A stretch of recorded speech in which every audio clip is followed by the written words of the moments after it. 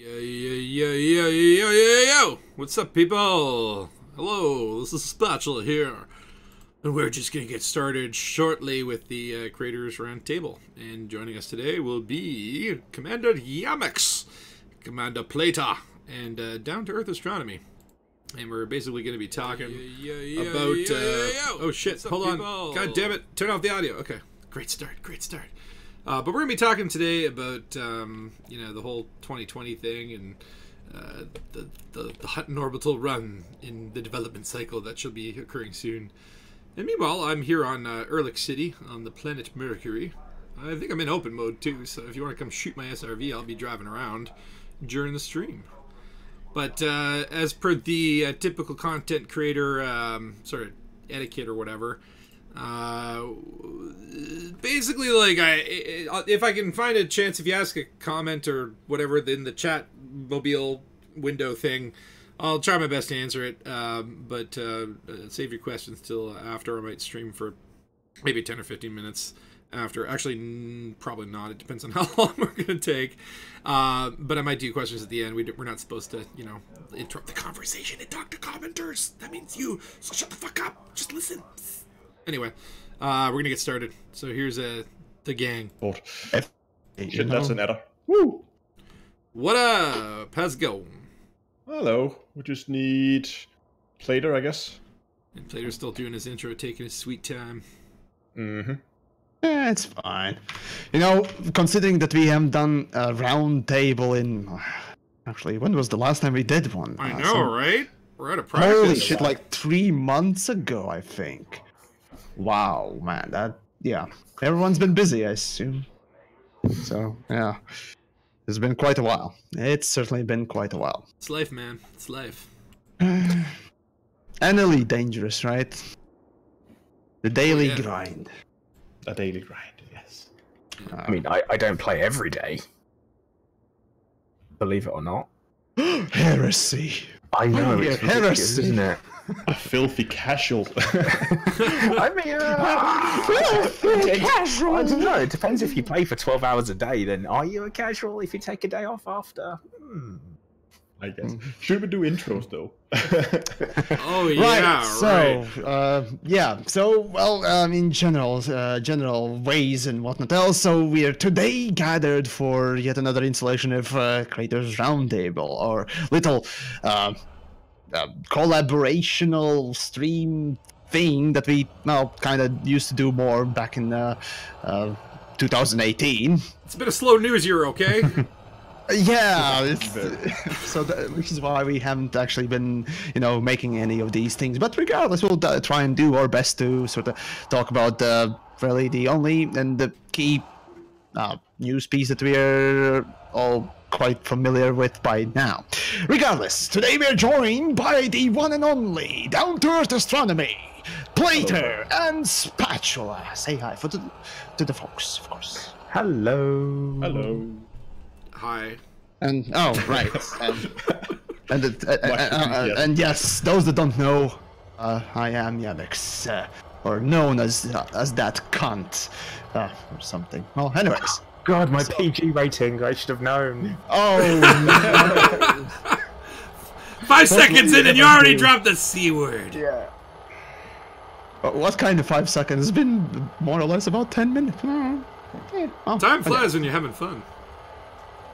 So yeah, well, anyways, essentially we're just here to sort of spitball some ideas and I suppose discuss a little thing called the future of Elite Dangerous after a couple of little interesting news pieces got dropped on, in general about Elite Dangerous.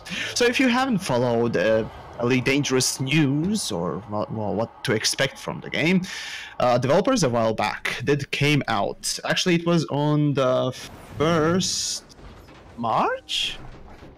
Yeah, it was 1st of this month, actually. It's a month ago now. Right. Mm-hmm. Yeah, it was almost a month ago. The developers came out with the statement that, well, essentially, they are preparing to make a big... actually, hold on. Let me just quote this, because it... You know, make Elite great again. Actual. Right, so... No. Just let me just pull up that new forum and read exactly how they mentioned Wait, it. will this violate Article 13? You're not supposed to quote anything anymore, right? Oh no, it's okay. We've still Who had cares? 2 years, and I don't know if you heard, the UK did leave the EU. Oh, sorry, they didn't. Oh, also Europe. It's like- Parliament can go fuck itself, honestly. But then, anyways. You've opened the door for the my cat, and it doesn't want to go out. Right. now. Right. Right. So I got the link here open. So, anyways, back in August, we mentioned that that team had begun work on the next major era of Elite Dangerous. We believe that this will be the defining moment in the history of the game, and it will be our biggest update yet. So that's how Frontier themselves describe this so-called quote-unquote next era, or the next big update for Elite Dangerous. They also follow up with mentioning that this particular update will be coming at the latter half of 2020. So, you know, a big update is coming in about 2 years. Everyone's like, okay, fine. But as you keep on reading the post, it's becoming more and more clear that developers are really not going to be releasing anything major up until that point. And in fact, they do clarify that a little later there. As a matter of fact, they did mention that the majority of the development team will be working on this big update, and a smaller team, let me find the quote here. There we go. Let me call that real quick. As well as the team of developers working on our next big milestone, we also have a smaller development team focused on adding to the improving the existing game between now and that time. This will take the form of regular updates and development supported events. So those would be the news in bigger way, and one does. English can good now. Now, are you looking at the post that they made in August? Because August is when they sort of announced they were going into pre-production. Or are you looking at the more recent one? This is the latest one. This is right. one on the 1st March. Actually, I can post the link in my chat at least. You got the links on your own. Okay, I guess but just people asking why we're reading up for something we already know. It's just to get everybody up to speed. So in case somebody haven't read or didn't know, we're just going to get everybody up to speed with that. But I guess the question is, should we start with expectations and hopes and dreams for 2020, or should we start with the coming year or year and a half actually of Elite? Because there is some interesting things, I think, amongst what they're going to do. Well, let's be factual, I suppose, and do mention what we can expect, I suppose. Yeah, so let's go with that. What they have said they will do in the coming year, until the 2020 update at least, is first they will focus on the new player experience, which obviously is not something that's going to affect the existing players very much. And then they would also move on and begin to work on quality of life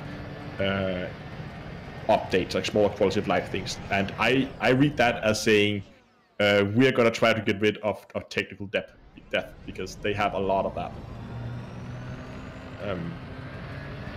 Those who don't know, technical debt essentially is accumulated bad script issues and little, details that basically are introduced in the code and the game or software piece over time due to lack of time to actually do it correctly. It's one of those, this will do for now, we will fix this or do it properly later, and that later just never happened. And there's a lot of that stuff in Elite, which stuff that really could use to be polished out a little bit. And I hope they're going to use the next year to polish that out a little bit more. And yeah, I mean, quality of life updates is always welcome, in my opinion. I'd say that the new player experience is still very, very similar to what it used to be. When I first started playing, there was no tutorial missions whatsoever. You would just dumped in your ship and off you go. Yep. So obviously the tutorial missions, great start, but they could really do with almost an introductory storyline. I feel like in the when you first kind of sit down in your cockpit, maybe something a little bit voice acted, a little bit story driven to start off with, just kind of embed you in the universe a bit before they dump you off to go and trade your first slaves. I think there is disjointed. There is a chain mission now when you start a new account, but you know it's very basic. It's like, here, deliver this, and then there's a follow-up mission. At least there is something now, but I wasn't very impressed with it when I started my second account. I actually tried to play through the try to play through the tutorial just for fun to see what it was actually like. And the problem is, you really need to be experienced elite to understand what's going on in the tutorial. It's basically just telling you push this button and then stuff will happen, and you don't understand what that button does. It just says push that button. No. What it says is you need to do this thing, and it doesn't give you info on which button to press. Right. Well, okay, these days it just check the key binding menu. It's nice and clean and simple, and you'll find everything you need there. Oh, don't do that. I think it's clear that the new player experience definitely needs an overhaul, and I think it's a good now that they're hopefully getting some time off to fix, like, again, would be an example of technical debt, something that this is okay for now, we'll fix it later. Sure. I do feel like it's a bit of a, another thing that they're trying to get in place that will benefit more that next big update in 2020, because that's where, you'd expect to see an influx of new players. But, hey, I'll take it. Yes, the game is as polished as it can be, and hopefully, if it's bug-free, but less bugs than it has now. Yeah. My hope would be that, as they're adding, features for new players, some of those might end up having some quality of life for existing players. Yeah, exactly. Well, and there's actually a little side note as well in that particular forum post as well. When it comes down to Elite Dangerous and, the future of it, they did mention that following updates, which they did mention, would be coming out in about once every 3 to 4 months. So regularly you can expect some sort of a, update or refresh of the game or something being added, so that, it doesn't feel like completely a maintenance phase, and we'll return to that later. But they did mention in that forum post that these updates won't be to the level of Even Beyond. So I assume they're not talking about the content update, which were basically just add a new ship or add a few missions and that's it. I assume those will be probably bigger than ones, but the level of Beyond Chapter 1 or 4, that huge of an update you can expect not there to be in the next following months to come. Well, from what I understand is they spent a lot of Beyond implementing tools that would allow them to change station states without having to reset the whole server, to be able to kind of do events or have more event tools to be able to do little events throughout the year. So I assume that's kind of what they're going to focus on, is creating some in-game events, or this station is under attack, or community goals, basically. That's actually one of the other points that I think that's going to be interesting for the coming period up till the 2020 update. It seems like they're going away from community goals completely, at least in their current form, and they're going to do something that's a lot more what they call development driven. And I can't remember the exact way the wording. They named them development supported events. Yeah, exactly. That was the wording. So like the Gnosis? Yeah, that's what. Oh god. Oh, sorry. Yamiks said the C word, but I did say the G word. I'm sorry. I apologize. Oh god. Right. Those that don't know, Genosis essentially was a massive shitfest where developers basically screwed over the story, narrative, and in general looked extremely incompetent, making a lot of people actually angry, and in general just didn't do things at all properly. For reference, you can always Google things and so on and so forth. Anyways, now we're not exactly talking about that. Right. I don't know. Fuck it. I'll just continue on my little thingamajig. So the whole new player experience. Now, of course, a lot of people would have mentioned previously that be that forums, Reddits, and whatnot else, that these tutorial improvements and new player experience for a 4-year-old game seems kind of late, doesn't it? And yeah, that's kind of the case. But I don't know. I want to be optimistic about it because, well, hey, Elite Dangerous overall is an interesting game and definitely one of the best ones, and quite indeed, as we all are here, we can represent how much there is to be done and how much good stuff there is. So yeah, is there time spent best on new player experience? Considering that there will be a big update coming, yeah, I suppose. On my part, surprise, surprise, but I'm somewhat hopeful for something to come. Well, we'll see how they develop it, so I don't know. But I think it's pretty clear that, I mean, it seems to me what Frontier's doing right now is they're kind of putting Elite on ice a little bit. Maintenance phase, literally. Yeah, it's basically a short maintenance. It's a 1-year maintenance phase where they're just keeping the game alive. They're just like ironing out the bugs that they can, and they're polishing up the game so that once they're ready at the end of 2020 to revive the game, then the game is at its best at that point to support whatever new features that they're going to add into to the game at that point. And of course, it would make sense that one of them would be new player experiences because, well, I would assume that they're expecting a lot of new players, a big influx of new players to come in. And of course, they want to make sure that the new players have an as easy time to get into the game as possible, because as it is right now, Elite is not an easy game to get into. Definitely, No, it needs not. help. Yeah, I'd be happy for some really, really nice intro tutorial. Something like from Warframe. Never mind me. But something that would, make people at least understand what the galaxy is about. Introduce things, factions, powers. I mean, little things that would, perhaps make a player intrigued about the game. Its story, its universe. Start him off with an anaconda. $1 billion in the bank. Go nuts! But this is only going to last a week before the feds come and take it all away. You could pick it up at Hot and Orbital. No. Yes! Oh god! Yes! You can't say stuff like that because people will hear you and people will believe you. Free Anaconda is hot and never mind me. No. So just to talk about the things that Frontier don't like us to talk about. I don't know if you recall back at the 3.3 launch, there was some video clips leaked or data mined of animated commanders giving. It looks like a mission introduction to me, where they had like commander avatars that were fully animated and voiced. At least part of them was fully voiced.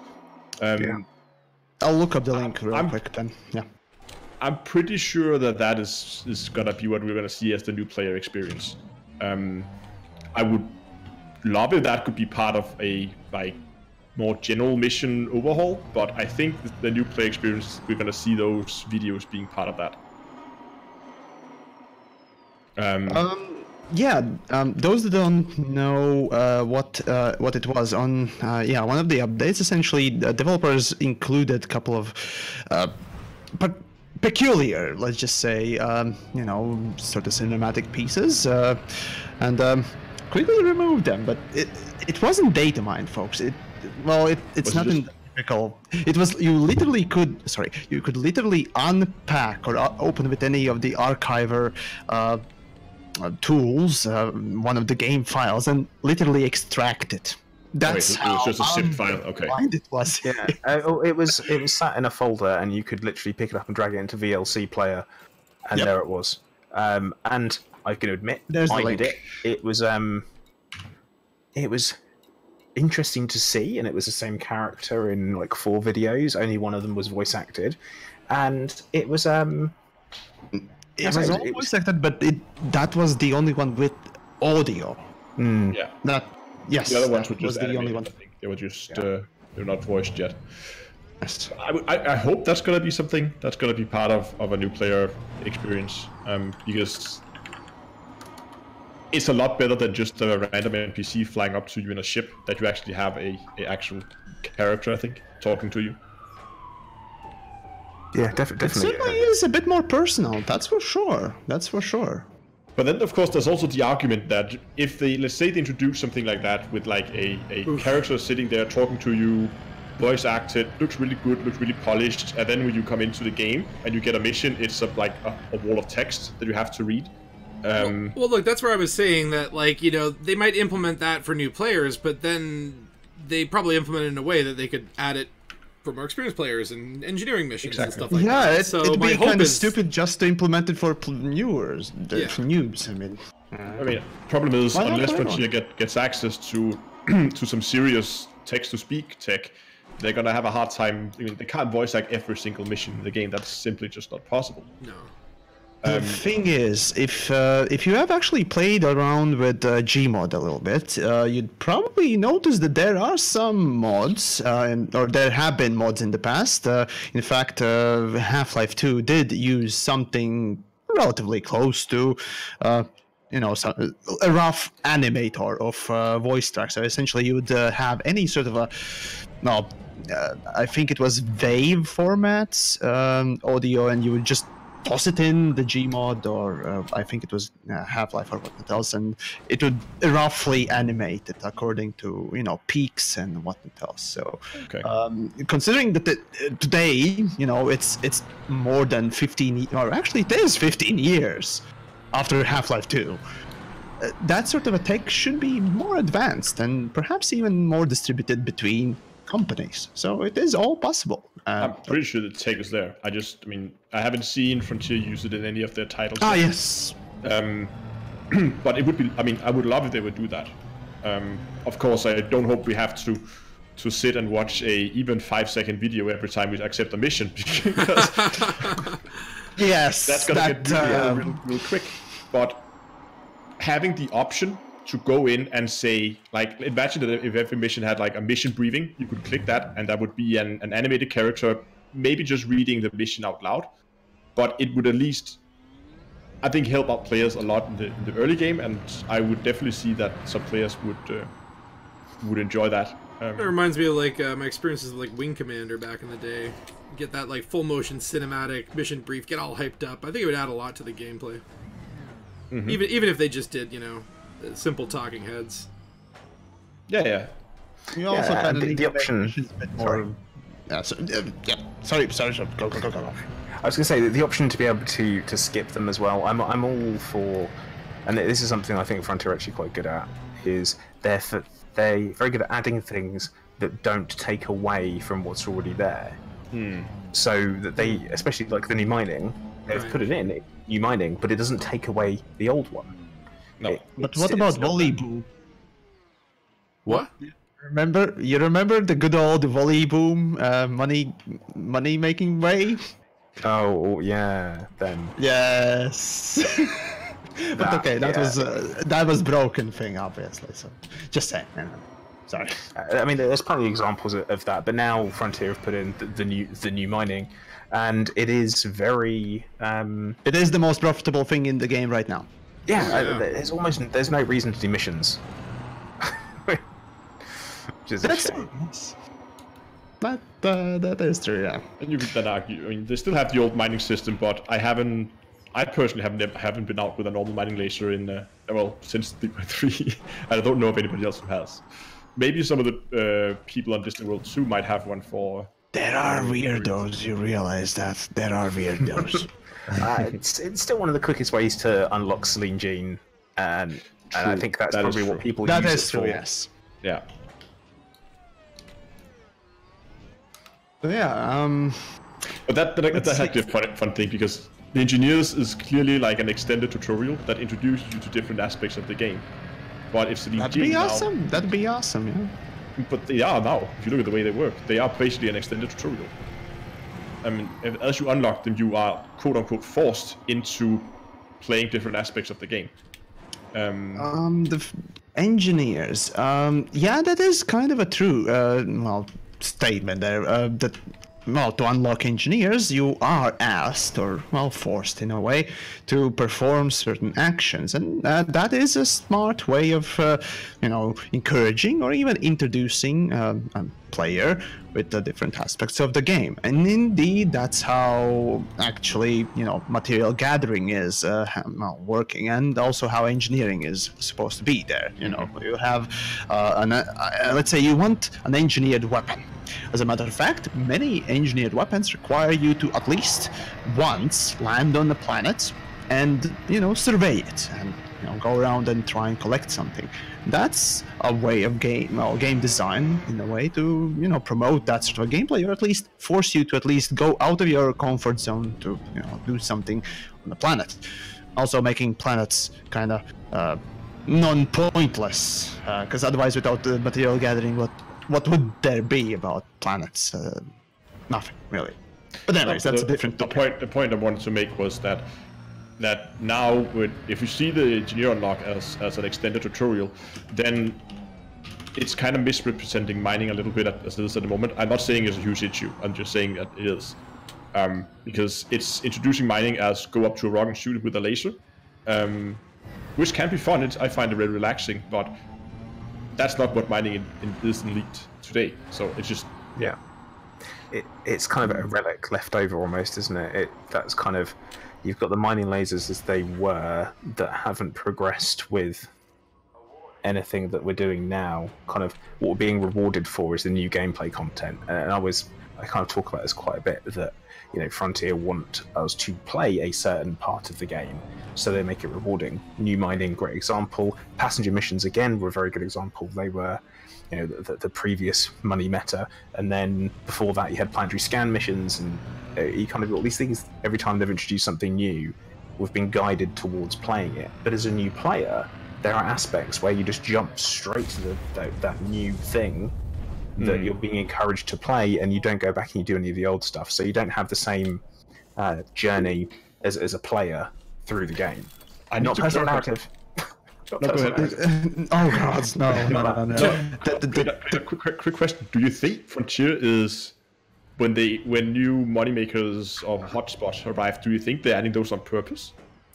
I think that they knew that they would come up. I think that it's more and this is something that it's going to be very classic, because they don't play the game in quantities that we do.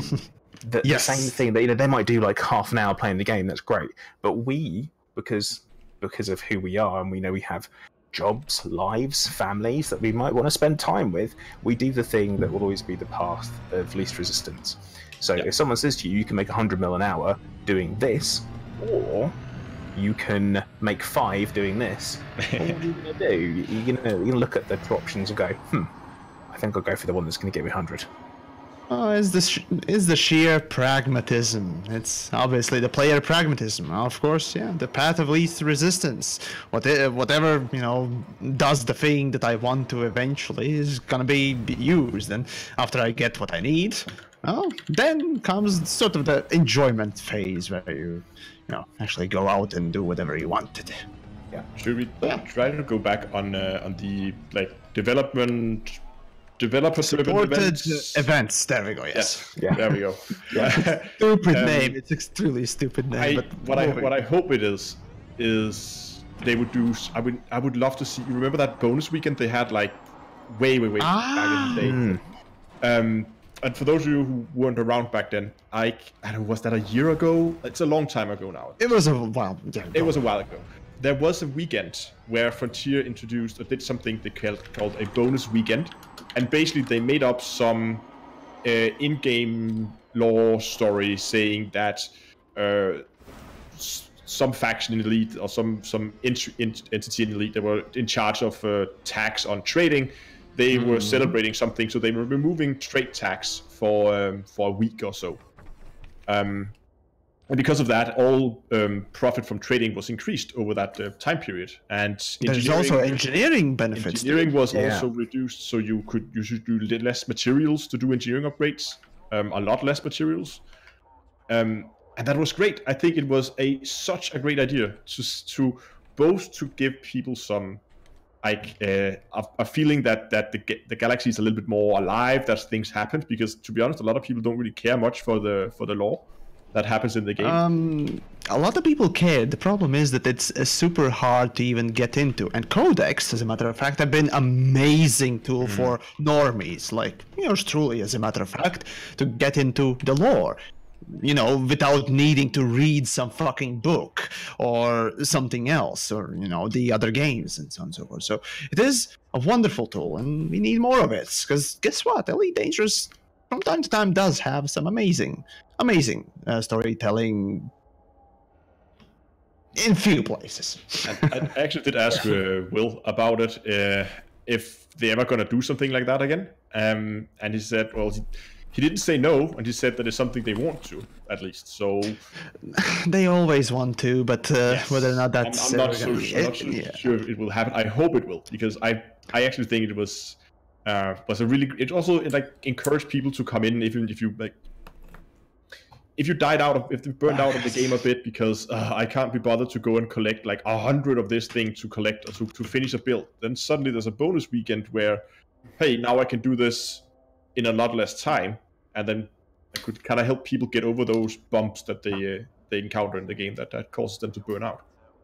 Yeah, and actually we have another creator who's constantly writing within our little chats there, but Turgeon, yes, if you wanted to come along, then come on. Anyways, so yeah, the whole thing about double XP weekends, as a matter of fact, basically that whole, galactical tax or whatnot else, the thing that they did a while back with reduced amounts or increased pay and so on and so forth. It's a typical double XP weekend, sort of a thing, and I'm honestly surprised that the Frontier, or at least their game designers in their infinite wisdom, never really considered such events, because honestly, PlanetSide 2, and again, I'm going back to the good old dead horse of mine, PlanetSide 2 started doing double XP weekends on relatively consistent basis, once a month or so, I think. And honestly, that encourages, first of all, people to come and play the game for a little bit, and, take breaks, I suppose, afterwards, and I suppose not be that burnt out, and every time they return on those double XP weekends, be a bit more, joyful, because you don't need to grind as much, obviously. So there's that also positive thing, and it's a typical thing that just many games do. I'm just rather surprised that the Frontier never really repeated it. So from us, at least from me, I can say, go for it. We need more of it, or at least in a smarter way done, as Turgid points out. Yeah, I would say like a lot of the other games that I'll play that maybe have a quest system or something, I leave and come back and I can look at my quest book to figure out what I'm doing. But in this sort of, blaze your own trail kind of vibe, sometimes, if I log in after a week, I'm like, what the hell was I doing here? I'm in a beluga in a war zone. What's going on? And having a little bit of a guidance system or some sort of, mission log or, like, being able to save trade routes or something would be nice. So I don't have to spend every time I do log back in figuring out what the hell I was doing. I had a question from chat here, somebody asking, what's the point of double XP weekend for those who already triple elite? It's not just like rank. It could also be like mining profit is increased, engineering materials is easier to get, or you need less of them, or maybe the tech brokers would let you have modules for less materials. There's a lot of stuff they could do. It's not just rank. But they actually have done, and now that I think about it, I recall, and this is a long time ago, it was either before or in the very first period of Horizons, so a very long time ago now, there was like now you can suddenly get there was before the Cutter, so there was the highest ship they had in the Empire was the Clipper. You could now suddenly get the Clipper at a lower rank, so you didn't have to have the Duke. You need to be some lower rank in order to get access to the Clipper. And just for a brief period, people could go out and buy a Clipper if they wanted to without having the proper rank. They did that with the Federation ships as well, didn't they? I think they did. Yeah. Yeah, with the 3 medium-sized Federation ships, they basically took the rank off for them for one weekend. Core Dynamics were having an overstock sale kind of thing. Yeah, exactly. It's like, okay, that's cool. I mean, it's not a bad idea. It's not a bad idea to put stuff like that in, because that's what other games do. You know, they do have events. I mean, in particular, I'm playing Star Wars: The Old Republic at the moment, and they have Life Day at Christmas, and you get a bunch of I know. But that's canon. Yeah, it is. But it's something that's been put in, and they've actually stuck with it. And it's full on canon now, and there's no harm in that. There is very much no harm in putting something in that's going to encourage people to play your game. It looks good on numbers. It always attracts new people because it puts it towards the front of whatever algorithms there are out there. And that can't be a bad thing as a developer, to see more people to see your game and more people to play your game. And it encourages people who may have put the game aside for a bit to say, okay, I'm gonna go back in and give it a go again, just for a weekend. Exactly. You better watch out. They'll put Raxla in the game for a weekend. It's already in the game, as the developers have said, but it's probably a rogue planet, as canon. For one weekend, every planet in Elite is Raxla. Raxla's everywhere. We need players to quickly discover this thing so we can move on with the fucking plot. Come on! Raxla is a flyable planet. You get a Raxla. Everybody gets a Raxla. Instead of Hydras, we get Raxlas. Yes. But what do you guys think is coming in 2020? I know you don't like your speculation, but what are we getting? Flying moons? Like caves? So one thing that I think, and this is okay, so I'm expecting that they're gonna do at least the ice planets, which we know they took out of the 3.3. But now that they're doing, I mean, 2 years of development, I think they're gonna do a rework of not just ice planet, but most of the planets. Right. Gonna get a rework. I think that's reasonable to expect.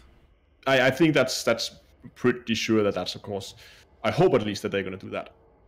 Fleet carriers, most likely, also. They did say they tabled them. They didn't cancel them. Yeah, developers did say that fleet carriers and ice planets, the two features that were taken out of Beyond and sort of postponed for whatever time, developers have actually admitted, I think in the same forum post, I think it was the same forum post about the news of the Elite's future, that they are still in development. Now, mind you, we're talking about a company, and the phrase still in development is not necessarily it's gonna be released statement. Well, in the August post, they specifically said they pulled ice planets because it will benefit from a future terrain generator, which will be in the big update kind of thing. So it's very reasonable to assume that not only will be ice planets, there'll be other planets. It'll be regenerating terrain on existing planets too, and that ties into that. Now, fleet carriers, they just said it's been reprioritized as well, but it hasn't been dropped.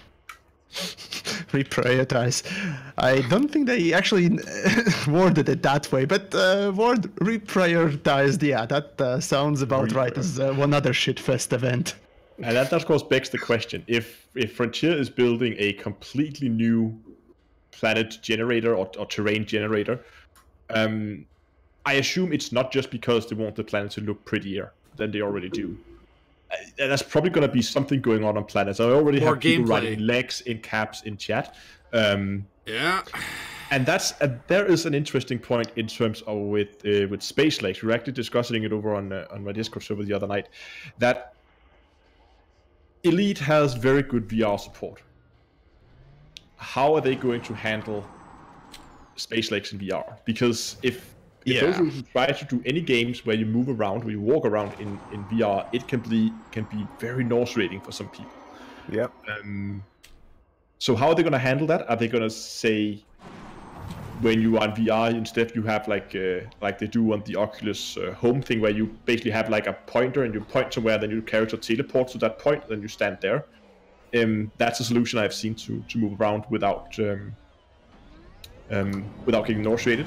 If you've been playing Lone Echo, I don't know if you guys have been playing that, but that's a zero-G game where you fly around in zero gravity. And for some reason, at least, you don't get as nauseated when you're moving in zero gravity than you do with moving, like walking. So maybe if they're going to introduce Space Lakes, it's going to be purely 0G. That's one point. I'm just saying, drop the fucking VR and let's just make a good game rather than just to pander to the fucking VR troopers, man. Well, hold on. You're speaking to 3 people that have got VR. No, this was my next point. My next point was that I was playing around with the FSS scanner in VR. I don't know if any of you guys have done that. Nope. Yeah, Plato has, I can hear. So basically what it is it's just, you basically get out of your ship, and the ship is no longer rendered, so you're just floating around in space. And the whole interface is basically just like a big screen floating in space in front of you. It's not very well implemented, to say the least, in VR. So my point was that maybe if they are going to introduce Space Lakes, that I have a feeling at least that they're not going to focus that much on the VR aspect of it, and maybe focus more on the normal monitor way of playing it. Well, here's where I think we should mention what other game just announced that they have VR. Or which other game announced that it has a Beyond update? Yes. Beyond. Yeah. It wasn't going to be long before we mentioned that, was it? No. And, okay, so VR support for No Man's Sky. Cool. Another VR game that I already own. That's cool. I like that. Yeah. I don't have to go and buy another game for VR, which is great. But why is it called Beyond? And also, have you seen the screenshots of, have you seen the screenshots of them in the buggies on the planet that literally look identical to SRVs? Because to me, that's a bit of a is that some not so subtle shade being thrown over at FDev? Actually, the whole name should be a clue already. Oh, yeah. So basically, that they were sitting at a in a meeting, and they were deciding on a name for the update, and someone suggested Beyond, and nobody said, "Didn't Frontier just do that?" They must have considered that. Didn't Star Trek just do that? Oh god! It's like, are all the sci-fi writers in the world just pulling names out of the same hat? They used to sometimes the same random seed for their random generator. Yeah, Maybe. So right, here's my point on No Man's Sky. I think it could be really great. I mean, VR works great in Elite, and No Man's Sky and Elite has some similarities. However, Elite was developed with VR in mind. Not necessarily for VR, but at least with VR in mind. And all the other games I have seen so far that was initially developed without VR and then that was added later has not been very good, to be honest. And that's why I'm a little I've heard the same thing, yeah. I'm a little reluctant to be too hyped about the No Man's Sky VR thing, because I have a sneaky suspicion that that taking a game that wasn't designed for VR and adding VR, I'm not so sure. I would love to be proven wrong. Also consider the fact that No Man's Sky is extremely colorful comparing to pretty much every other game out there, and having that being strapped to your eyeballs for hours. I like colorful things, but I can imagine migraines being basically a common issue. I mean, some of my favorite games in VR are ones where they are so colourful and so removed from reality that you don't have the jarring kind of, right. Oh well, it's almost realistic, but then it's not quite. But I prefer it that they go completely the other direction. There's a game called Accounting Plus, which is absolutely ridiculous, made by the same people as Rick and Morty, and it's like being in a cartoon. But because it's so far removed from reality, you find yourself getting immersed in it a lot easier than you do a game that is based on, something realistic. Which I'm all for. I think that's a good thing. How that's going to work in a game that is built, to be played in first person, third person, then VR, without a real flight model and all that kind of stuff, I don't know how that's going to work.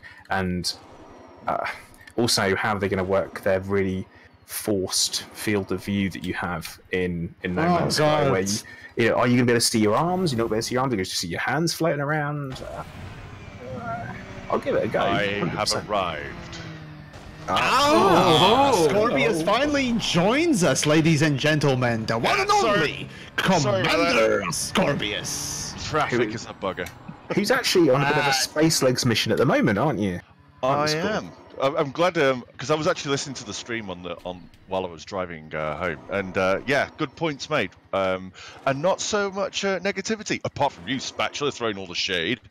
We appreciate your approval, Grandma.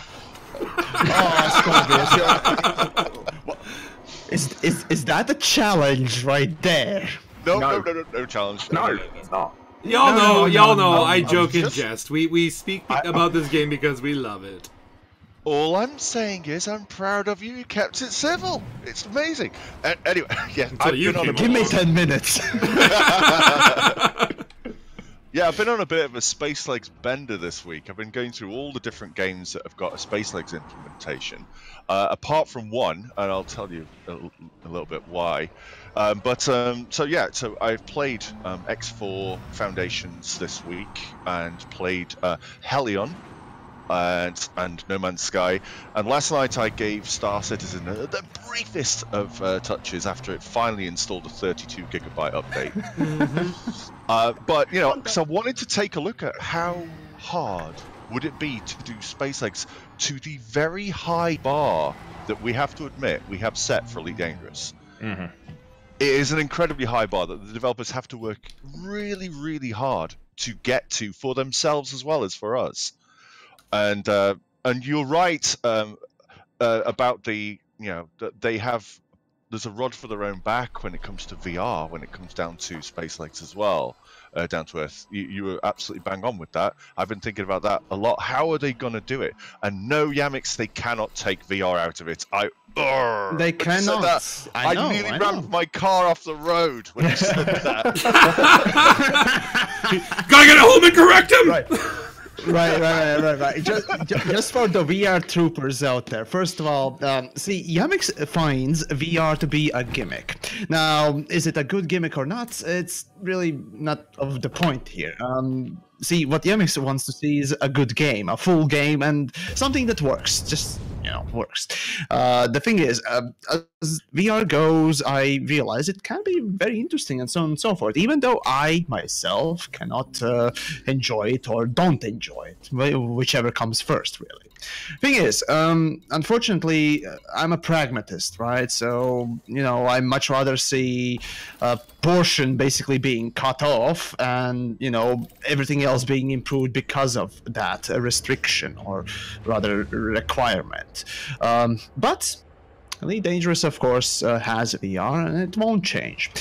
So the question is, how will they implement the whole, well, as we said, potential Space Legs, if they actually do so, and how will that move on in the future? There are many ways, and the thing is, the bottom line for me is always with games, and as this, just make a good game and do your best, and just don't go overboard and make another multi-crew.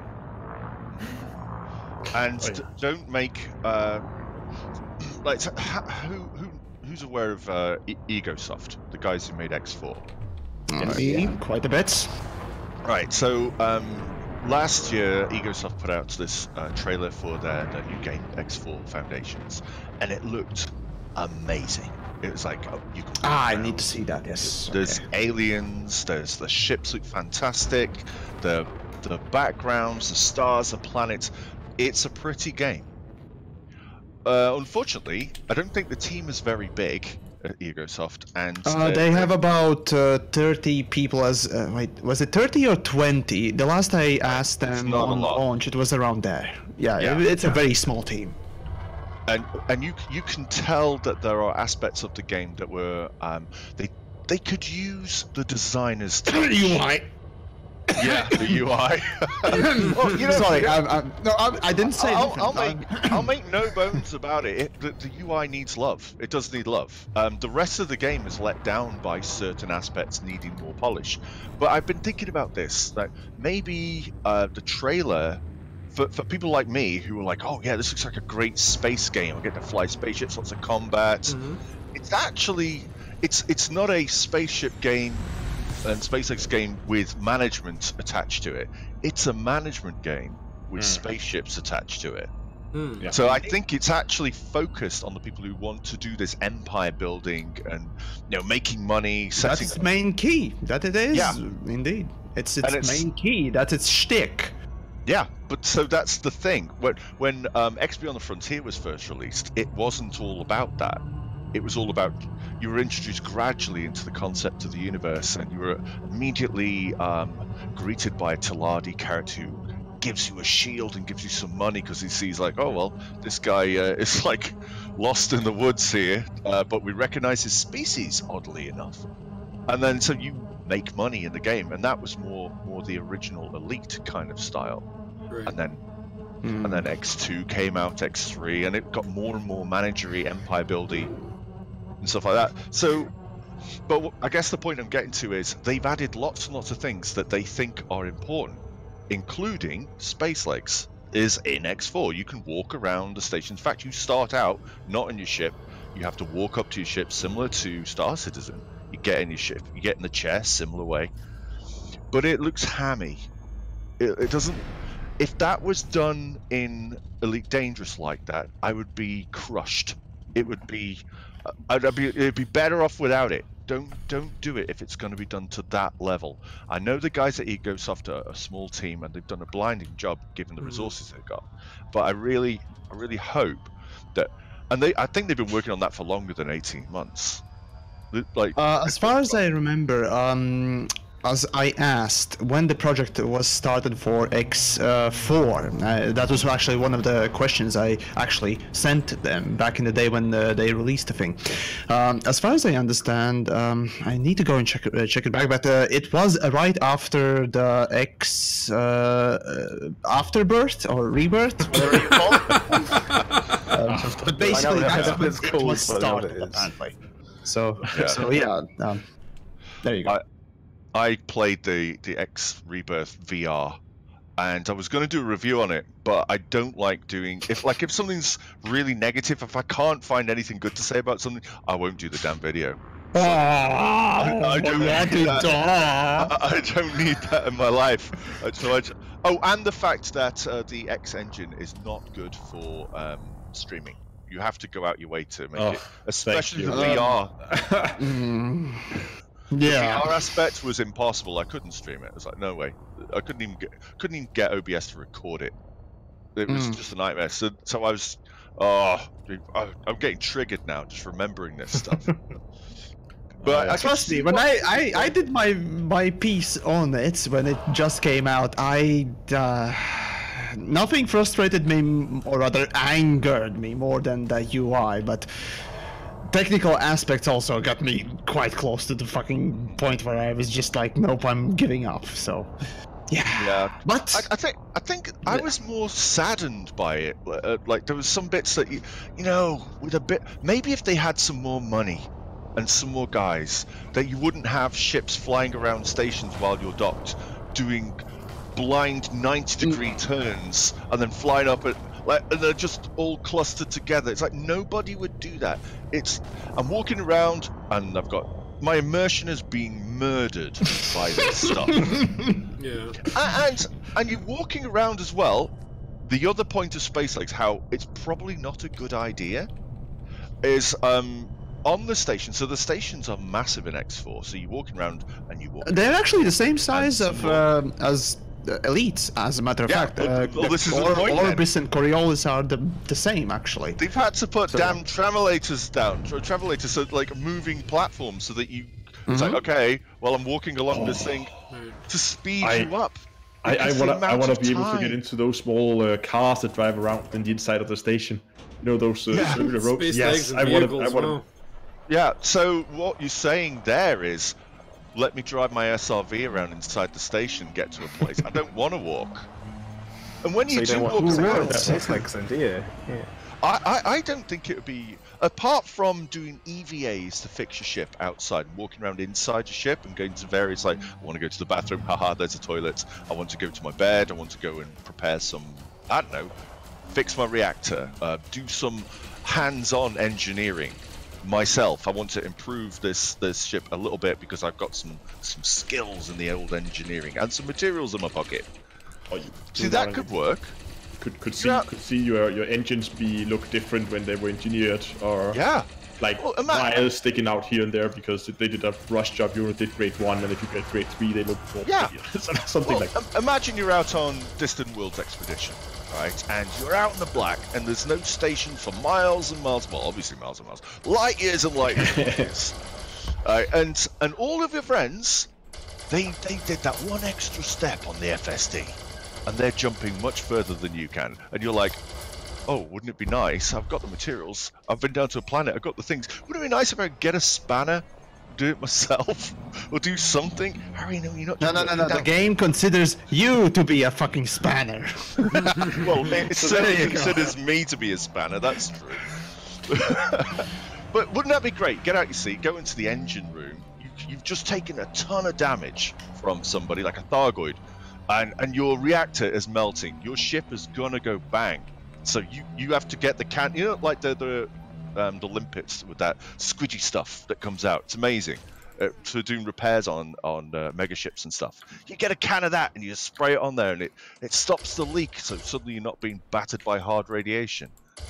Little things like that. Fixing your life support because either you didn't pack a maintenance module, or that's broken.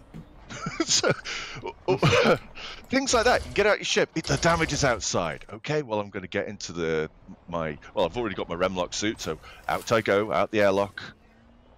Point is, if they add space legs, regardless of what they do, they need to add something else other than just walking around, because otherwise people are going to walk around for a week, 2 weeks, and say, look at this, it looks pretty, it's awesome. And then they're gonna get their ass back in the commander seat and never leave it again. And then they spend a lot of time doing something for nothing. Yeah. Like, I don't know if you guys would remember Captain's Quarters in EVE Online. Yes, I do. Yeah. Oh yeah. So EVE Online, they were trying to introduce basically space legs, where they would allow people to walk around the stations. Mm-hmm. And they ended up only introducing like a small quarter for where like you couldn't walk together with other players. It was just your own private quarters that were introduced first. And there was nothing you could do in there that you couldn't do from your ship seat. And anybody ended up not using it. They had now removed it from the game. I believe. Yeah, it's gone. It's essentially a vanity thing, obviously. And, they had bigger plans for it, though. Yeah, they have bigger plans. Massive plans. I recall seeing them, seeing videos of them showing almost fully done interior, and they had made, for the time, an amazing lighting model. Oh yeah, the rendering engine that they had for the characters was amazing. The sheer definition of the character heads that they had at the time, no one had done that. Exactly. And no one had also. This was before Bethesda was selling horse armor at however much. But, really? Yeah, oh wow, that's old. That's old. Yeah, but it's old. This was old. This is I can't remember exactly when, but the fact was they didn't understand the pricing model for things. They did have this buying kit, cosmetics and things for your character, but it was expensive. They didn't know, and that was such a backlash for that. So anyway, I think we've touched on that before. The thing with the space, like, finish. Well, I was going to say, needing something else to do beyond just walking around your ship has to be something that you can't do from the Pilots Federation menu that you have in your ship. And X4 does something along those lines. You can do all of the trading from your ship's console. You can go, I want to buy this and this, meat steak kahunas and all this good stuff. But if you want to go and buy something else, you have to go and find the guy in his shop. And you can actually buy ship parts, and you can go do this other kind of trading. So black market stuff could be a thing, you're meeting a shady guy who's going to stick some narcotics on your ship, and you've got to smuggle them somewhere. That'd be perfect. Find a shady bit on a planet in a base. Those big circular donut bases, they've got lots of nooks and crannies. Mm-hmm. It'd be cool to do stuff like that. I think one of the things that I enjoyed the most in, like Space Legs wise, in X4, was there was all these like satellites, broken satellites that you could walk around and repair, and you basically have to park your ship next to it, go out in the spacesuit, and then run up with a repair beam and begin to fix them. I mean, they could do like missions or some activities that require you to go out into an EVH suit, or Remlock or whatever it's called. The thing with Spacelegs here is that basically you can compare Spacelegs actually exactly to how SRVs are made and the planetary landings thing. The thing is, it's basically just going to be an addition to these things, but in general you can see what developers potentially could do with Spacelegs if such a feature were to be actually put in game and so on and so forth. With Spacelegs, right? So you'd developers will make sure, and they will make sure that there will be something specific to be done with Spacelegs that nothing else will, fit it, so to speak. So you can expect that much. Whether or not this particular gameplay will be, beneficial or not is dependent on the implementation, just like SRV and materials are. Materials, as a matter of fact, are, materials engineering and so on and so forth are essentially a way of making, planetary landings, have a point, essentially. So... Well, I guess the question is, why don't planetary landings have a point? Okay, going down there, the pretty to look at a sunrise and driving up mountains is fun. Yeah. But what could they do to that? Maybe that's something that's going. If they're doing a new terrain engine, maybe the whole purpose of going down to a planet is going to get a revamp. I don't know about that, though. I would say that kind of guides us towards one of the other things that people often bring up when you talk about Spacelegs, which is atmospheric planets. Because that's kind of the I guess the other side of the coin, and a lot of people seem quite polarized about which one they want. When I really want Spacelegs, or I really want atmospheric landings, forget Spacelegs. And atmospheric landings would be cool, as long as there's something more to do than you can do on a planet with no obstruction. Other than the fact that your ship... Targoids, Hydras, or actual Targoid models, you know the ones, right? I don't know what you're talking about, mate. Didn't see them 2 years ago, didn't do anything, no, none of that. The thing with actually atmospherics is that essentially atmospheric landings, they could easily be implemented right now in the game, right? They have a terrain generator, and they have planets. Pure and simple, just put in a couple of different, textures, and boom, you're done. Pretty much done with that. Oh god, no. Yeah, I know. With Scorpion. Yeah. Anyone who need uses the more. word "just" to make a big thing small can go and die in a volcano. I really don't understand why they don't add Spacelegs. They just need to add Spacelegs. Okay. They just need to press the Ascorbius, just give me legs. Yeah, sure. See, okay, Ascorbius, I've coded things that I've said, or rather, things have been said to me. Just code this in. I've done it. I know the feeling, and you can go just die in the fire. But let's be honest, we are fucking customers here, and there goes civility. No, you're right.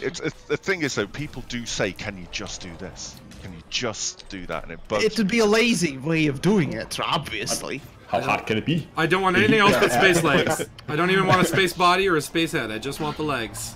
I want to be a pair of legs walking around in space. Head. That's it. No space head. That's a different game.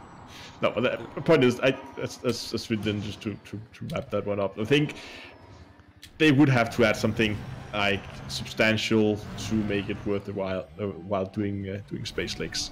And I'm not even sure if we're gonna get space legs on like all environments. So maybe we're only gonna get space legs on stations and ships, or maybe we're only gonna get it in some other areas. I'd be Zone fine. 1 I'd be run. fine. Yeah, It would still show great progress. Like, you know, even if it's like, well, we're only giving you space legs, but in stations, the rest will come later. It's like, holy cow, things have moved forward light years.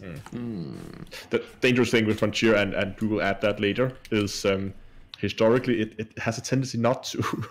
Yeah. Well, it's okay to test the water on something, isn't it? You start adding something, and if it's not fun, don't add it anymore. Like You know, multi-crew.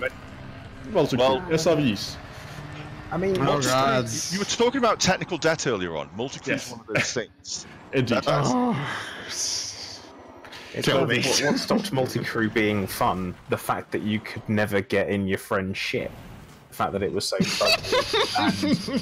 And that is what stopped it from being... Because actually, you know what? Flying your friend's fighter whilst they're in the mothership is actually alright. It's not that bad. The fact that it takes you 12 hours to get into the ship with them, and then once you're in it, heaven forbid you should do anything that you shouldn't do because you get turfed out. And that's the real shame with it. It could have been great. It had great potential. Unfortunately, it was never realised. And as mentioned before about the servers and the community events, is that they literally just shit the bed whenever people try and do something in large quantities. Right. And that stops, in my mind, Elite going from being it's a pretty good game to being a very good game. It's still got a little bit to go before it becomes a great game. A very enjoyable game still, but I feel like there's a little bit more there. Someone's mentioned in my chat like CQC. Like, yeah, CQC, bloody great fun. If only it was integrated. There's no depth to it. No, the thing is, CQC is integrated just fine. It lacks normal features as like friendless. But anyways, aside from that, CQC is a good example of just a slapdash sort of a design idea and empty design. Sort of there's, okay, we have an idea, we made it, but there's literally just no depth to it. There's no real purpose for it. There's just it's there, it does the thing, but is that it? Is that it? That's why you need integration to see why it has the effect. That too. If there were CQC missions, for example, or there was something in it. I know, a CQC storyline, a place where you could go and you could see CQC happen, or anything like that. There's a little something more to make it worth your time. Even the credit rewards would be much better. As I mentioned, championship for lots of money. Yeah. The thing is, the CQC was after all, it was close quarters combat, right? It's the whole name of it. But the thing is, it still is sort of presented as a tournament. So obviously, developers kind of expected players to play it, and expected players to keep on doing so up until seasons and whatnot else. I think Frontier just simply saw other games having they have like tournaments, or they have seasons. And let's do the same thing. And but not. Does anyone remember the £100,000 tournament they were going to do? What? No. Okay. So here, when CQC was first introduced, it was very much being proposed as a new esport, and I remember. Yeah. And they said, "Oh, we're gonna do this tournament. The prize, the total prize pots could be $100,000. We're gonna fly to the, if you get into the finals, we'll fly to the finals and stuff. It could be live. It's all gonna be on stage." And then it disappeared. And I was training for it, so I had a real line. I went, actually, something I might do, but it just disappeared. And I was like, well, but why? Which year was it, if you remember? Oh, I want to say... It was 2015. That's when CQ came out.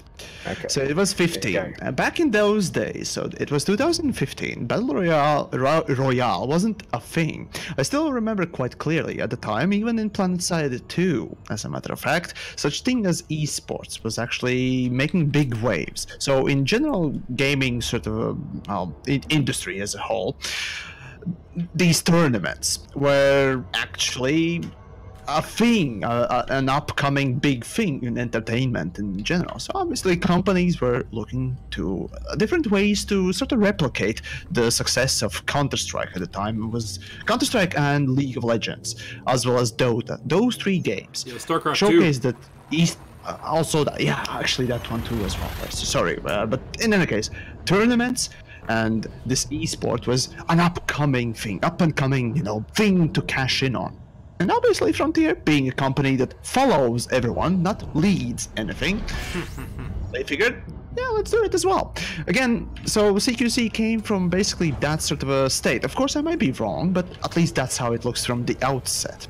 Sorry, you're going to have to qualify that statement that they follow everyone. Where does that come from? How do they follow? Right. Yeah. So the way Frontier Developments follows everyone is, or rather tends to follow. Let's see. Multi-crew would be the attempted co-op gameplay, but I don't know. It's hard to say where the idea came from exactly. Isn't Wings co-op gameplay? Wings. I don't know. That's the thing where Wings came in. I don't know. Wings was like 2.2 or something like that. Oh man, it was 1.3 something. Yeah, it was 1.2, 3 or something.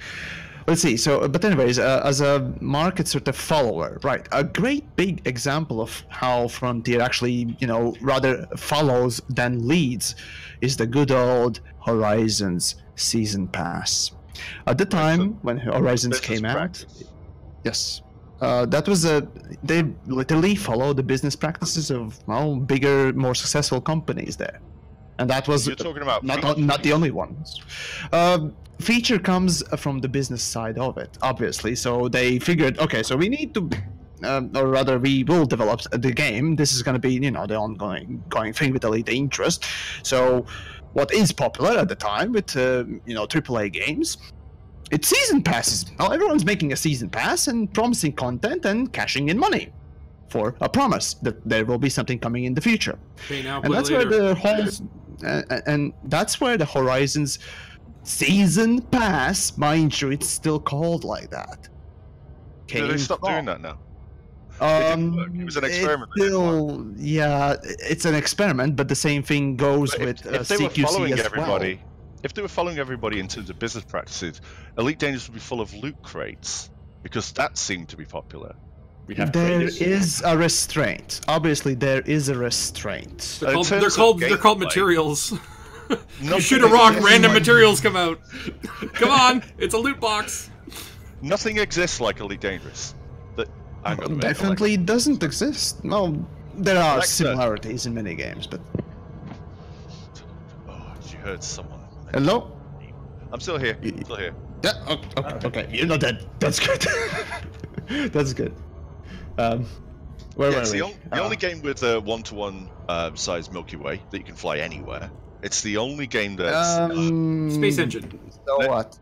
So what? What do you mean? So what? No, that's part of the game. No, I understand. Okay, I can definitely admit that Elite Dangerous. Not a small feat to no, it's not small. Whole galaxy. Elite Dangerous is a leader in at least in that sandbox generation. It certainly is, and I do admit it freely. That is the parts of one or other two things that essentially Elite Dangerous does that no one else does. But when it comes down to gameplay features and little things, details, it seems that oftentimes, and I don't mean all the time, right? Oftentimes the business is definitely interfering a bit too much. And CQC, Horizon Season Pass, all those things were, sort of the result of, the business part being basically just dicks and, asking, we need this. Instead of actually making your own game, better and just delivering stuff. Let's just copy. One of the things about being, like, how somebody's leading and not following is that they do things and they make mistakes. And then they change their direction. That's how you know. If someone's just following, like if another game was going, oh, right, we're going to follow what Frontier are doing. And they're doing this, so we'll do the same thing. Oh, they're doing that, so we'll do the same thing. And when they stop doing something, we'll stop as well. No Man's Sky. Not necessarily. Frontier are out in front. They're doing something that no one else has done. And they are cherry-picking elements of business practices and seeing how they go, because they got a business to run. Apart from that, all the companies do, obviously. Yeah, they do. And people like EA are doing it totally differently and screwing over the player base. That's one thing you can't accuse Frontier of doing. They might make tactical mistakes, but they don't screw the player base over. Transactions. Yeah, EA is the leader in failure. Oh, that's a hard one. Hey, hold on. I haven't played Apex Legends, but I hear it's a good game. Just saying. I have, but it's basically just Fortnite. It's another battle royale game. That begs to be asked now is, so how are Frontier then gonna monetize? Have we seen anything how they're gonna monetize the new update? Because they tried season passes. They said like it's gonna be paid. Remember, folks? Yeah. It's gonna be paid. We know that. They tried season passes, didn't work. Now they tried a year of free updates and then fueling it by microtransactions. Clearly, since they've gone over and done something else, I assume they didn't like that as well. So is it going to be like here's an expansion, this is what you get. Next expansion will be in a year and a half. I'm guessing it'll be similar to that. It'll be a paid expansion. It'll have a feature that the rest of the game doesn't need, and you either buy into it or you don't.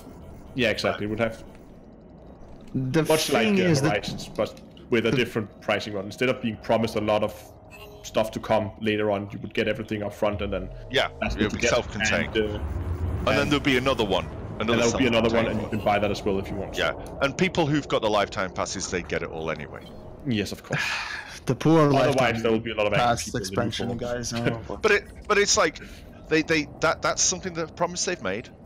The season pass idea, they have delivered on the Horizon season pass. We've had content for all this time. Yeah, I don't think anybody's complaining about the content they got for buying the Horizon season pass. We got something more than we were promised, and we also got beyond. Yeah, and other games companies that have done the season pass thing, a lot of them have failed. A lot of companies have gone down the tubes. Frontier. Well, they haven't failed. Failed yet. Well, depends. Financially failed. I'm talking about. Financially, no. Obviously, they didn't financially fail, so they're still in the green, plenty. So. Who was the company that was doing all of the stories? They did the Walking Dead. They did the Batman. Telltale. They had the season pass model. And Telltale is a bit an interesting sort of a crash. It essentially was a company sort of imploding because of their rapid growth, rather than just season passes being pushed forward. It was more to do with the way the business itself was structured, rather than the way they did business. So. I do think it's part of the season pass phenomena, though. It is the buy it and it will come. So they get all the money up front, and they go, right, we've got that is to part build of it. So then they spend all the money. They got to get another gig. Oh, more season passes, buy it and it will come. And then so they're doing all these episodes, and they take ages. Maybe they underestimated how long these things took. That again, rapid expansion. They employed a lot of people, and that was sort of the thing. We have too many people, and we're just not delivering things fast enough. Shit, and we close down. So if it is a paid expansion and you get that area functionality, that new stuff, and then you've got that seems more honest to me. It's like, okay, I bought that now. I love expansions when it comes down to the sort of a more typical business practices of today. Because DLCs, well, depends what you consider DLC, what not. But the problem here is that something like Horizons was honestly, just bad in general. For us consumers, they were, promising, we're gonna put in this, and whatnot else, and trust us with your money for next 2 years. We're gonna deliver that stuff, or in the next 2 years we're gonna deliver something, and you just can sit there with your thumb up your ass and hope that they will deliver something that is worthy of it.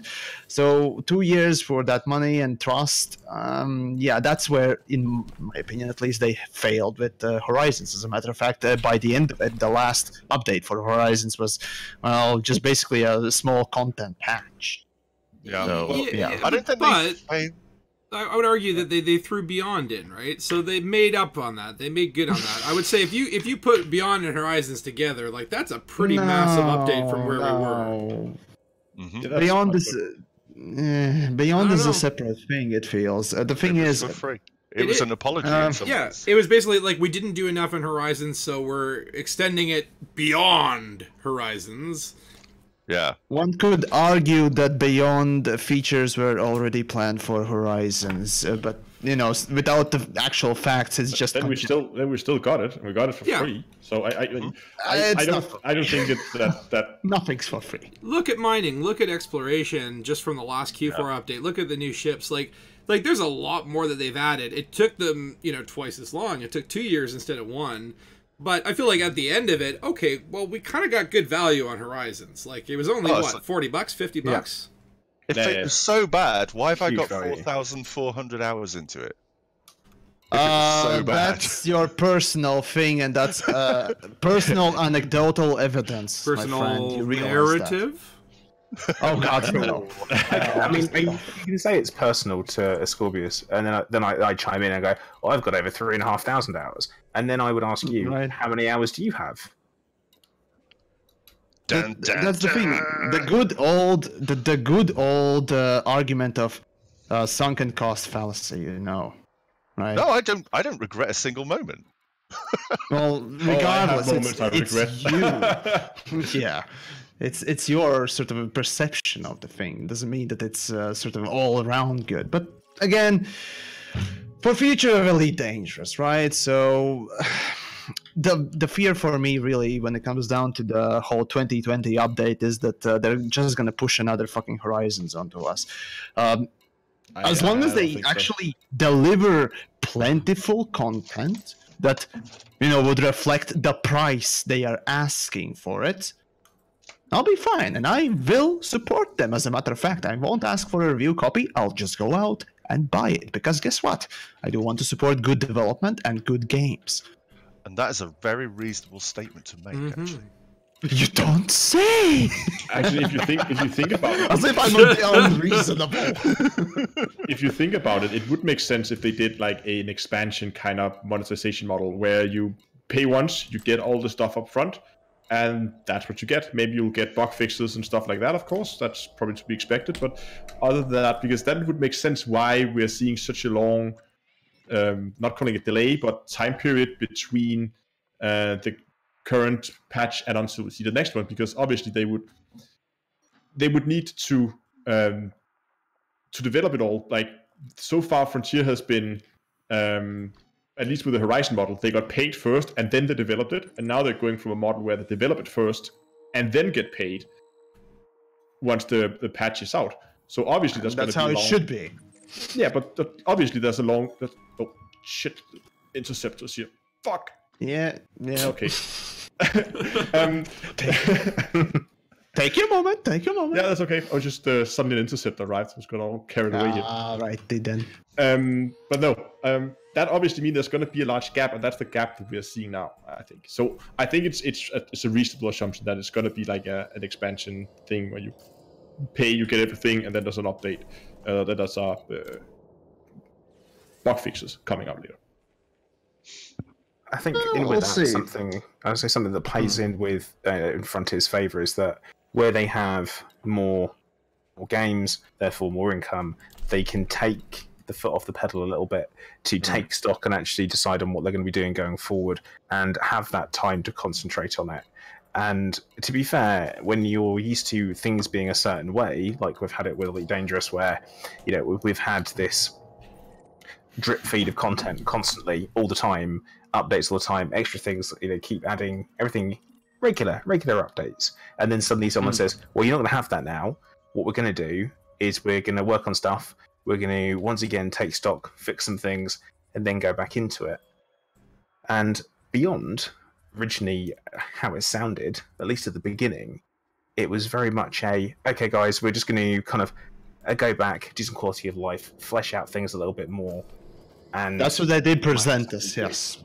And we actually probably got a little bit more than we were expecting with regards to exploration and mining, because they were complete overhauls of gameplay mechanics. Yeah. And no, mining was an addition to the gameplay, not overhaul. Okay. Now exploration was. No, it's not a semantic. It is. It is. Bullshit. Anyways, carry on. But it's a.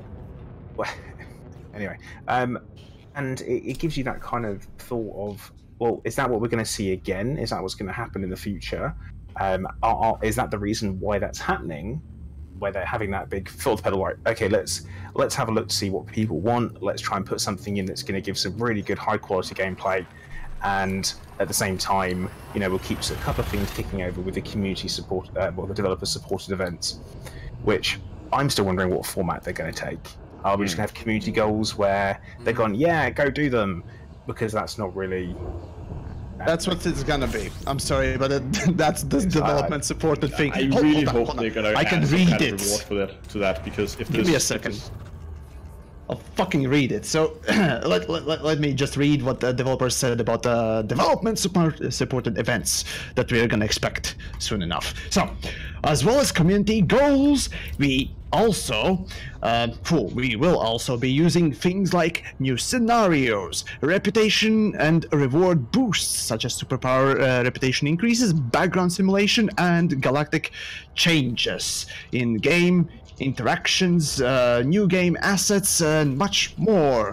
Game-wide events, blah blah blah blah blah. Basically, they're gonna be using community goals and scenarios, well, to just do some sort of timed events. More, I suppose. It almost sounds like what we were actually talking about, those bonus weekends, but just instead of being a regular thing, it's going to be a little bit more handheld. Maybe. Yeah. That's what it feels like. It's just gonna be more directed in more, I suppose, personal way, and more sort of handcrafted, which is okay, but they are boring regardless already. So I'm not sure if they can actually make it. It depends what they're doing with it. I mean, this could be what we talked about earlier. This could be Frontier testing the waters, basically saying, okay, we don't want to invest a lot of time in making a fully automated system that can generate these events like at the push of a button. So what we're going to do is we're going to try this out. It's going to be a manual process. We're going to handcraft these events to start with. We're going to see what works and what doesn't, and then based on that, then maybe they're going to use that as a test bed to go out and figure out a way to basically overhaul the whole community goal system for the 2020 update, which we still really need a name for. The vision. The vision. Yes. Right. Actually, I have two somewhat depressing thoughts. So I can go with those. Only two. The number's coming down. Well, you know. Yeah, also getting towards the end. He's got So we want to hear them or not? How depressing are they? Am I going to need a drink? Wait. Let's only hit one of Need them. a drink. Okay, one of them. 50-50. Can stop you halfway. Right. So first off, obviously, developers did say that the next big update is gonna come in 2020. So up until then, we can't really expect much change. There will be some little things here and there, but that's about it. Think what will happen to the story of Elite Dangerous. Think what will happen to Targoids in that time. Realistically speaking, we most likely won't see any sort of a big change from what we have right now. Targoids attacking some stations, we repairing, and that's about it. We won't really see probably any Guardian big advancements, maybe here and there, little things and so on and so forth. And that's the most depressing thing for me for Elite sort of a narrative when it comes down to it. I'm not so sure that. I'm not so sure the story's going to grind to a halt. Okay, so here's my take on that. Mm-hmm. Frontier loves telling stories. They love doesn't telling seem like stories. it. And it would be a fair assumption that now that they're doing a large update, that with it is going to be some story-driven events, some story events happening in the game. But will they matter? Something will happen in the game. And there's a... Will Isley and Duval get married? That's never going to happen. Who cares? Now, I think it's a fair assumption that, I mean, maybe the game is, most likely the game is not in the law state that they want it to be. So there may be some events that will lead up as a kind of we're gonna get, they want a certain number of things to have happened before the patch goes live because it would fit better in the story they want to tell. Of course.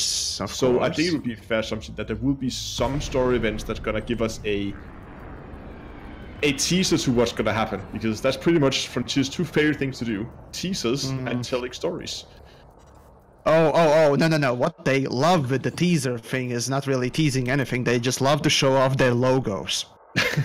Okay, they do have a large section of the teaser trailers being logos, but yeah. No, but the point I was making there was more to do really about the fact that, well, up until the big update, no big sort of events will happen to the story. And that involves, again, for the next 2 years, for the essential 6 years of development for the game, not a single, permit-locked region will be unlocked. We don't know that, but that's an assumption here. That's a relatively predictable assumption, of course. But hey, I'd like to be proven wrong. So please, I'd like to definitely see what is in at least one of those permit-locked regions. It'd be interesting to at least take a look. Wouldn't it? So But story who knows? isn't features. That's the thing. So they built a load of support for things into the game now. So they can now script these scenarios, which we've seen, like when you arrive at a megaship. Now, they're very simplistic scenarios at the moment, but they got quite powerful tools now, so they should be able to script. And this is where the dev-supported events can come in, because you need a dev to write script. You push that to the server; they can download the script on your client, and then you start playing a part of this bigger thing. So instead of because we've had story for ages. Like we've had Galnet.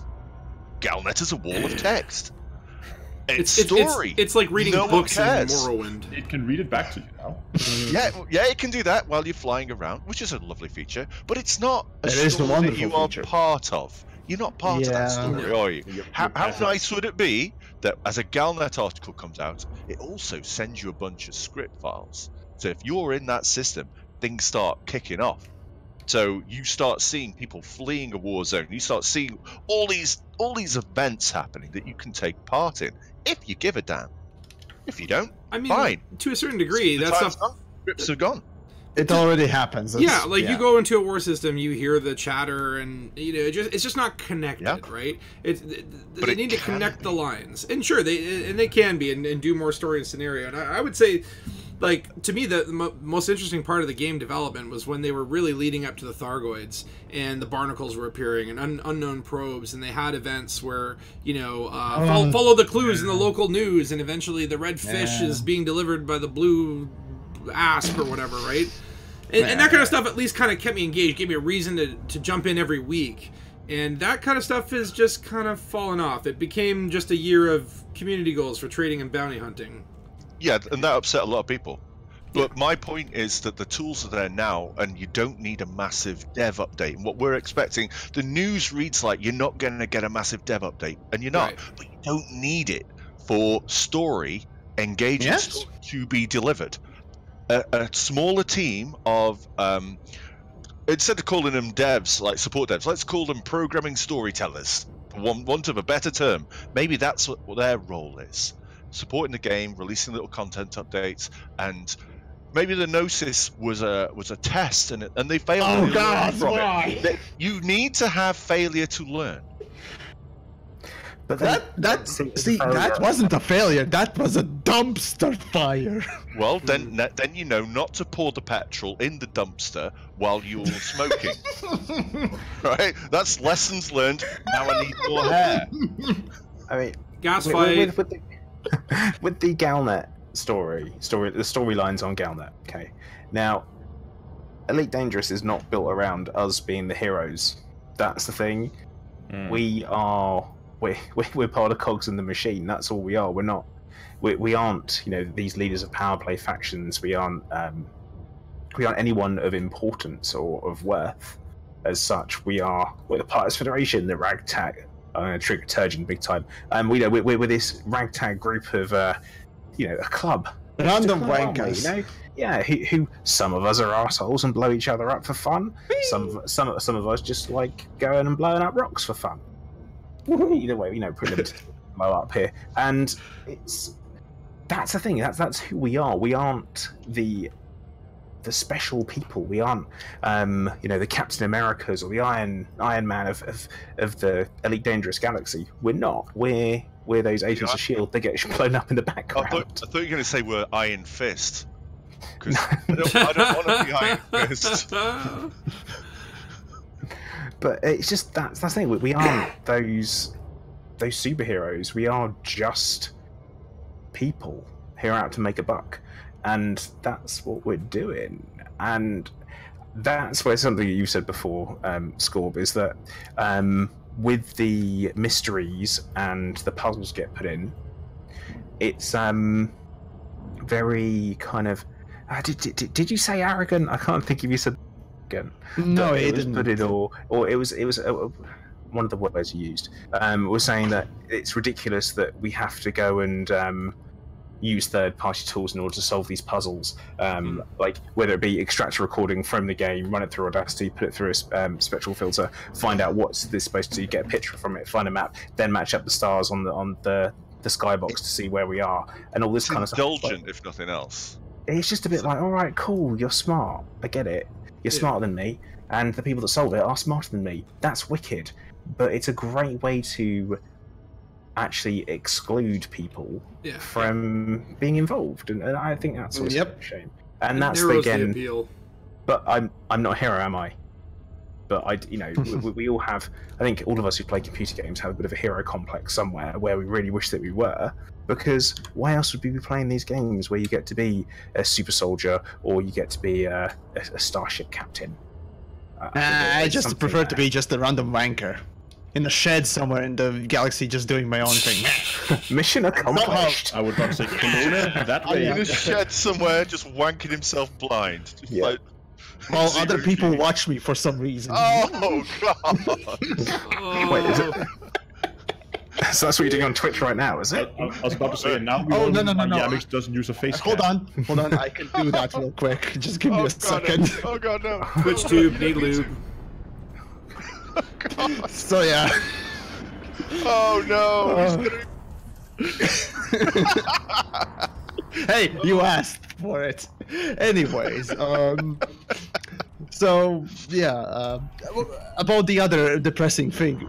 Do we want to go into deeper on the rabbit hole? Let's do it.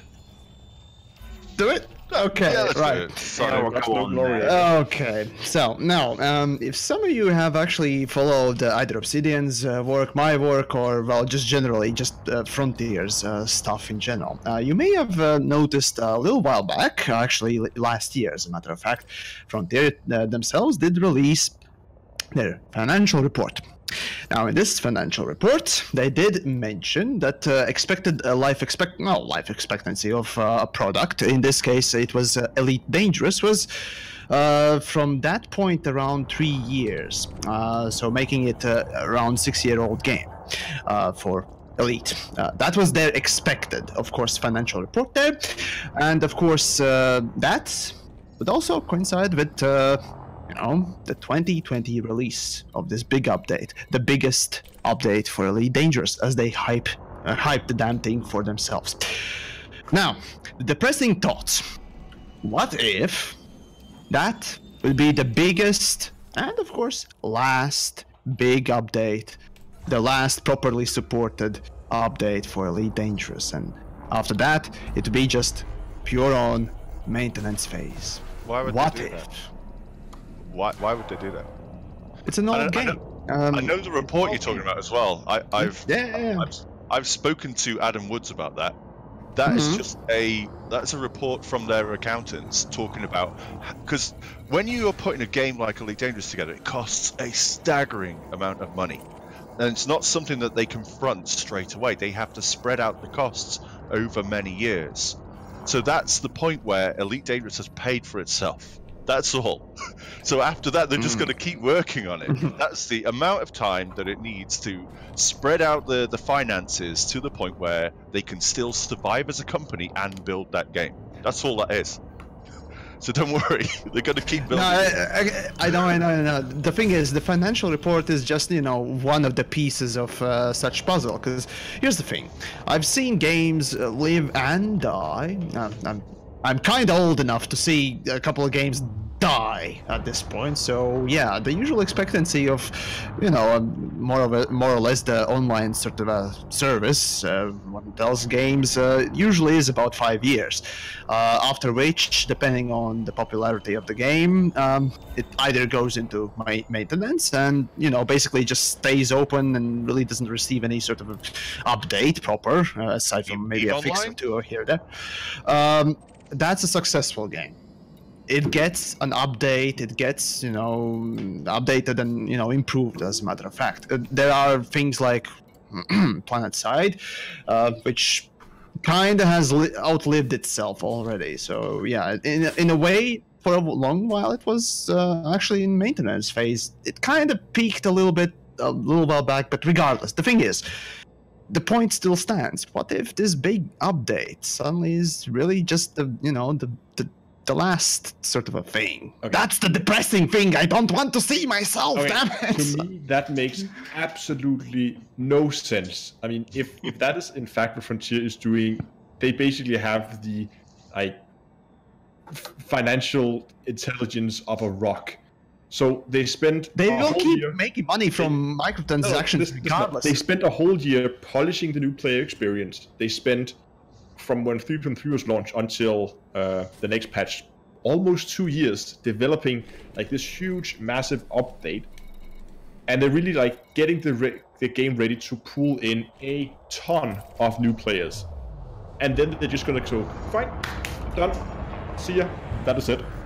Yeah. They just pulled in a massive player base, which I believe that update will do. That's why they're polishing the new player experience. They are expecting a ton of new players to come in after that patch. Why? They do expect, indeed. Why would they abandon a large player base like that when they could still milk it for money if they wanted to? Just in salaries alone, if we just take 100 people of various levels of skill, right? And for the free content that we had last year, because we didn't pay any more for it, that's nearly £1 million. If you were to say that, like, average out it's 70 grand a head, including national insurance and taxes and things like that. If you were to average that out, that's £700,000. It's like, it's a lot of money. It's a lot of money. So they're not going to waste that money. They've got a plan. They have a plan for this. I have a very hard time seeing Frontier abandoning Elite after the patch. At least not the Elite franchise. Maybe no, they won't abandon the franchise, obviously. Obviously not. The thing is that obviously after a big update there always comes some sort of follow-up updates, but you know, they are dwindling regardless. And we, again, just like living creatures and so on and so forth, obviously games die too over time and so on and so forth. And this particular downtrend of, you know, active players is well, it's been there since basically Horizons first launched and even when the game launched. So obviously, it's inevitable when Elite Dangerous is basically, you know, either replaced by another Elite or, well, it kind of dies on itself, so to speak. But yeah, that's the depressing thought I had, and it's just something I definitely don't want to fucking see at all. Because first of all, I do want to see those stupid permit-locked areas for once, at least, damn it. And once I see them, then I'll be fine. Yes, the only thing that would kill it would be the player base. That'll be it. I want to land on the moon. Right. I want to land on Lave 2. I want to land on Triton.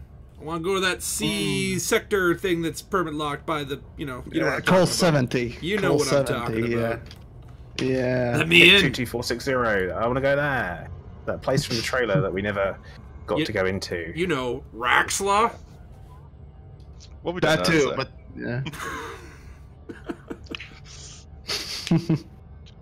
Well. But so no, I don't think that the 2020 or Elite. It's not gonna be the end of the game. I mean, as long as they can pay for servers, it's gonna stay up, and or rather, as long as the microtransactions can pay for the servers, it's gonna be up. So, trust me, it's gonna stay up for many. Also, that's for Frontier don't just have one egg in their basket, do they?